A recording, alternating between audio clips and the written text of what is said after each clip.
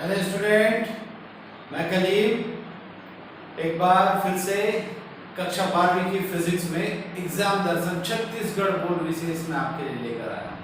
Chhattisgarh board की परीक्षाएं कक्षा 12वीं की मई से चालू होने वाली है, जिसका मैं आपको आज से इम्पोर्टेंट क्वेश्चन के रूप में मैं कुछ महत्वपूर्ण अति लघु उत्तरीय प्रश्न लेकर आया हूं और ऐसे ही हमारा सिलसिला पार्ट वाइज पार्ट चलेगा। आज मैं पहले यूनिट से लेकर आया हूं बेटा, और उस पहले यूनिट में कुछ महत्वपूर्ण दो नंबर के प्रश्न हैं, उन प्रश्नों को करेंगे।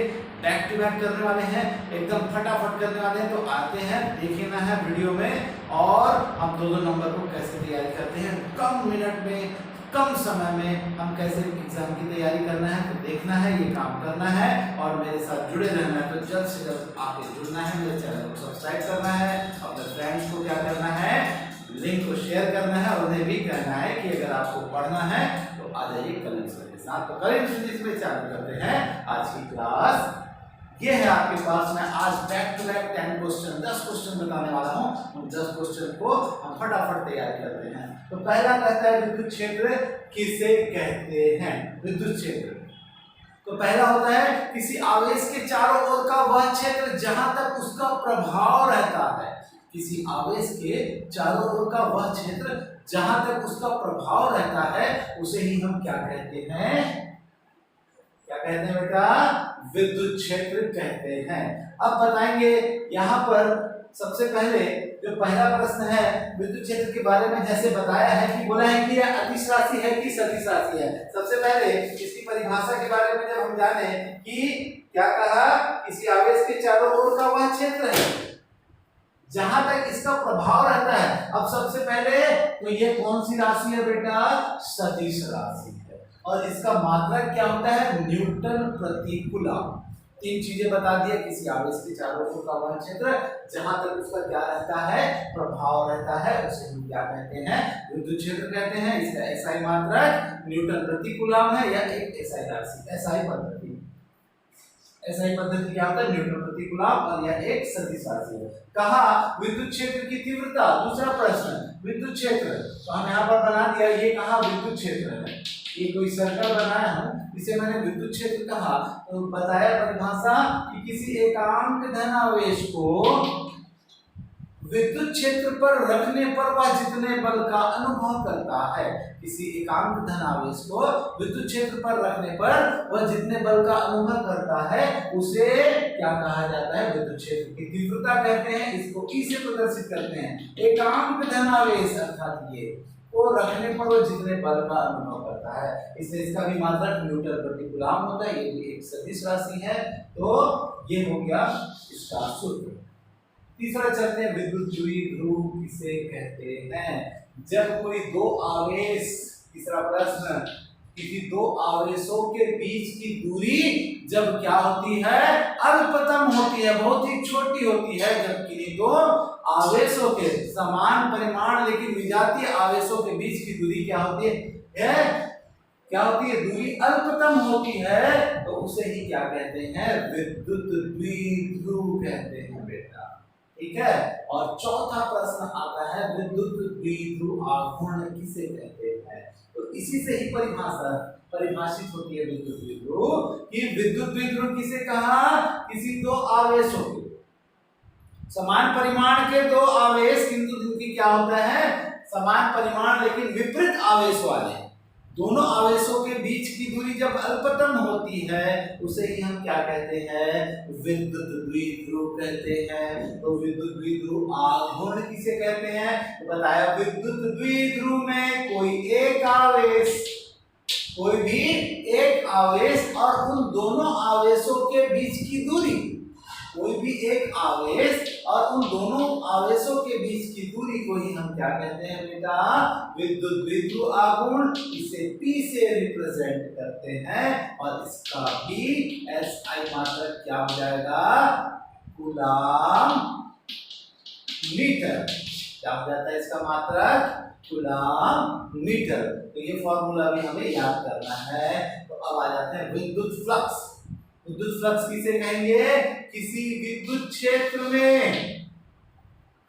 किसी विद्युत क्षेत्र में क्या होना, किसी पृष्ठीय क्षेत्र से गुजरने वाली बल रेखाओं की संख्या को, किसी विद्युत क्षेत्र में स्थित क्या पृष्ठीय क्षेत्रफल या किसी क्षेत्रफल से गुजरने वाली समस्त बल रेखाओं की संख्या को ही क्या कहते हैं बेटा, विद्युत फ्लक्स कहते हैं। यह एक अदिश राशि होती है और इसका SI मात्रक होता है न्यूटन मीटर स्क्वायर प्रति कूलम। तो विद्युत फ्लक्स का मात्रक क्या होता है, न्यूटन मीटर स्क्वायर प्रति कूलम होता है। बैक टू बैक हमने 5 क्वेश्चन बता दिया, फिर फटाफट रिवीजन निकलने वाले हैं। छठवां प्रश्न, विद्युत विभव किसे कहते हैं, विद्युत विभव। तो विद्युत विभव के बारे में हम बात करें छठवें प्रश्न की तरफ, तो छठवां प्रश्न कहता है विद्युत विभव किसे कहते हैं, तो बताया किसी एकांक धन आवेश को, किसी एकांक धन आवेश को कहां से, अनंत से विद्युत क्षेत्र तक लाने में किया गया कार्य। किसी एकांक धन आवेश को कहां पे, अनंत से कहां तक लाने में, विद्युत क्षेत्र तक लाने में किया गया कार्य। एकांक धन आवेश को विद्युत क्षेत्र से, अनंत से विद्युत क्षेत्र तक लाने में किया गया कार्य को ही हम क्या कहते हैं, विद्युत विभव कहते हैं। इसे V से प्रदर्शित करते हैं। यह भी क्या हो जाएगा, इसका भी SI मात्रक क्या होगा, या हो जाएगा जूल प्रति कूलम कह सकते हैं, या कहेंगे बेटा वोल्ट। क्या होता है इसका मात्रक, या तो वोल्ट होता है। क्लियर हुआ। फिर आ जाते हैं सातवां प्रश्न, विद्युत विभव को शून्य माना जाता है क्यों। सबसे पहले 8वें प्रश्न को पकड़ते हैं, उसके बाद 7वें पे चलेंगे। क्या होता है, सम विभव पृष्ठ। तो क्या बताया, किसी वह बिंदु जहां पर, पृथ्वी पर स्थित वह बिंदु जहां पर क्या विभव का मान क्या होता है, एक समान होता है। सभी विभव बिंदु जहां पर विभव का मान एक समान होता है उसे ही क्या कहते हैं, सम विभव पृष्ठ। जहां पर आवेश का विभव का मान क्या हो जाता है, सभी स्थानों पर एक समान होता है, उसे ही हम सम विभव पृष्ठ कहते हैं। फिर आते हैं 7वां, पृथ्वी के विभव को शून्य माना जाता है क्यों। पृथ्वी के विभव को शून्य माना जाता है क्यों, तो बताएंगे जब पृथ्वी से आवेश लिया जाता है और पृथ्वी को जब आवेश दिया जाता है, या तो पृथ्वी से आवेश लें या तो पृथ्वी को आवेश दें, तो उसके आवेश के मान में क्या नहीं होता है, कोई परिवर्तन नहीं होता है, उसको कोई भी फर्क नहीं पड़ता है। इसलिए पृथ्वी के विभव को क्या माना गया है, शून्य माना गया है। समझ आ रहा है क्या। फिर आते हैं और अब यहाँ पर सम विभव, पृथ्वी के विभव का मान क्या होता है, पृथ्वी के विभव का मान शून्य होता है बेटा, याद रखना। क्योंकि अगर आवेश कंटेन करता पृथ्वी तो जीवन यापन संभव नहीं था। 9वां चलेंगे, विद्युत विभवांतर किसे कहते हैं। विभवांतर तो बताया किसी क्षेत्र में एक बिंदु से दूसरे बिंदु तक आवेश को ले जाने में किया गया कार्य। देखो आवेश को ले जाना, विभव भी क्या कर रहा था, अनंत से विद्युत क्षेत्र तक ला रहा था। ये भी क्या कर रहा है, एक स्थान से दूसरे बिंदु तक विभव को ले जा रहा है। ये क्या कर रहे हैं, चार्ज को क्या कर रहे हैं, ट्रैवल करा रहे हैं, यहां से वहां तक ले जा रहे हैं। तो क्या बताया, किसी आवेश को एक बिंदु से दूसरे बिंदु तक ले जाने में जो किया गया कार्य है उसे ही हम क्या कहते हैं, विद्युत विभव कहते हैं। ये भी V से ही रिप्रेजेंट करते हैं। इसका भी मात्रक क्या होता है, वोल्ट होता है। अगर मान लिया जाए A और B बिंदु है तो ये अगर VA था और ये B था तो हो जाएगा VB माइनस VA। इस प्रकार से हम इसको रिप्रेजेंट करते हैं। तो एकांक आवेश को अनंत से विद्युत क्षेत्र तक लाने में किया गया कार्य को ही हम विद्युत विभव कहते हैं। अब आ जाते हैं 10वें प्रश्न की ओर, विद्युत धारिता किसे कहते हैं उसके बारे में चलेंगे। विद्युत धारिता क्या होता है, तो बताया किसी आवेश की मात्रा में वृद्धि या आवेश की मात्रा और धारिता में वृद्धि के अनुपात, आवेश की मात्रा और धारिता में विभव में वृद्धि के अनुपात को ही क्या कहते हैं? विद्युत धारिता कहते हैं। तो ये था बेटा 10 प्रश्न जो कि 10 मिनट में मैंने बता दिया। और अब चलूंगा मैं इसको बैक टू बैक एक बार फिर से रिवाइज करते हैं। तो पहला था विद्युत क्षेत्र किसे कहते हैं? तो किसी आवेश के चारों का वह क्षेत्र जहां तक उसका प्रभाव होता है उसे विद्युत क्षेत्र कहते हैं। यह एक सदिश राशि है। फिर जाते हैं विद्युत क्षेत्र की तीव्रता।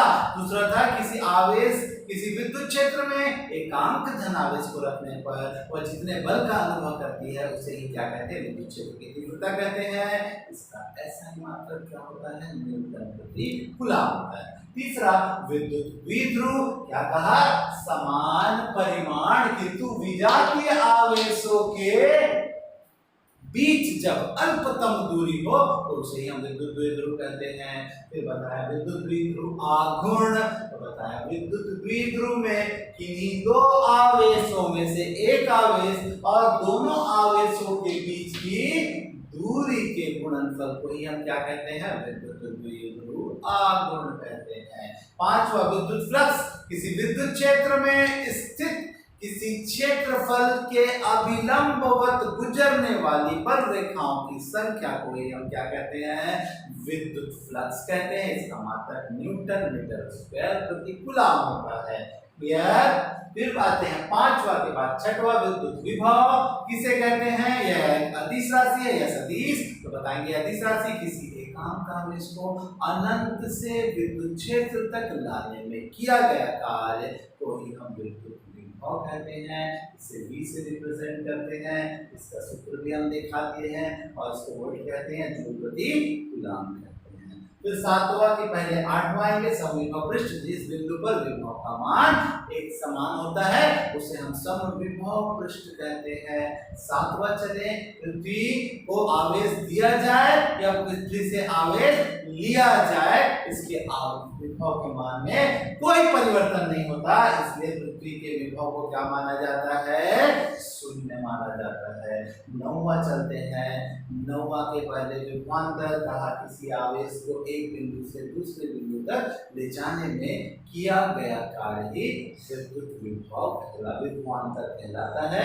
ये विभव के परिवार का है, इसलिए इसका भी ऐसा ही मात्रक वोल्ट है। 10वां विद्युत धारिता। विद्युत धारिता किसे कहते हैं? आवेश की मात्रा और विद्युत विभव के मान में वृद्धि के अनुपात को ही हम क्या कहते हैं? विद्युत धारिता कहते हैं। इसका ऐसा ही मात्रक क्या होता है सर? फैराड होता है।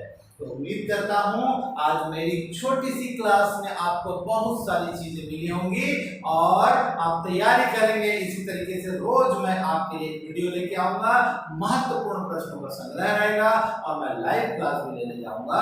तो आप मेरे साथ बने रहिए। उम्मीद करता हूँ मेरे चैनल में समझ में आया होगा आपको जो भी पढ़ाया हूँ। कमेंट बॉक्स में कमेंट कीजिए और अपने सजेशन दीजिए और अपने फ्रेंड्स को मेरे चैनल को लिंक को शेयर कीजिए और ज़्यादा से ज़्यादा सब्सक्राइब कीजिए। तो आप इतना ही करते हैं आज के लिए, फिर कल मिलेंगे। तब तक के लिए मैं करीम आपसे विदा लेता हूँ। धन्यवाद।